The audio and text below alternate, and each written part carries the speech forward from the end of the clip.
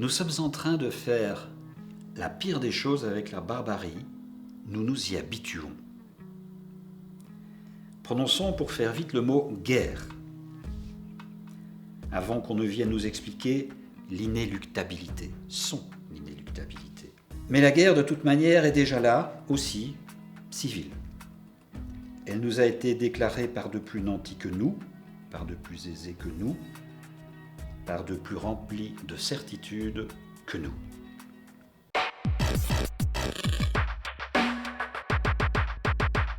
Alors ceux qui nous font la guerre, et ceux dont il est question dans le texte, ils se sont tenus un peu à carreau après-guerre parce qu'ils étaient trop compromis dans la grande boucherie fasciste.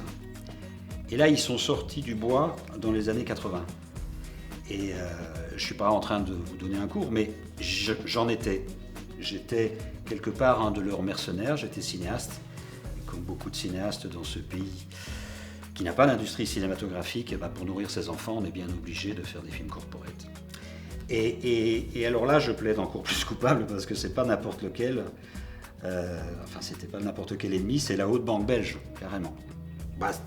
Fusion, acquisition, dérégulation, c'était une stratégie cachée, mais le résultat est là, 30 ans plus tard. C'est fou furieux, cette association de malfaiteurs s'attaque carrément à l'humanité.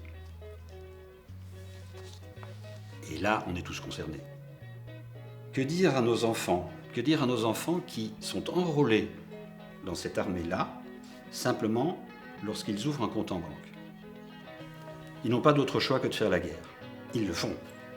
Et ils le font plutôt bien. Nous le faisons. Qu'on le veuille ou non, on le fait. Maintenant, la question, c'est de savoir avec quelle arme on va le faire. Est-ce que ce sont les armes de l'ennemi ? Est-ce que ce sont les nôtres ? Avec quelle stratégie ? Est-ce que c'est leur stratégie, nos stratégies ? Tout seul, j'ai vraiment pas la réponse à ces questions. Et c'est probablement la principale raison pour laquelle j'ai rejoint les acteurs. C'est pour avoir ensemble, tous ensemble, la réponse à ces questions.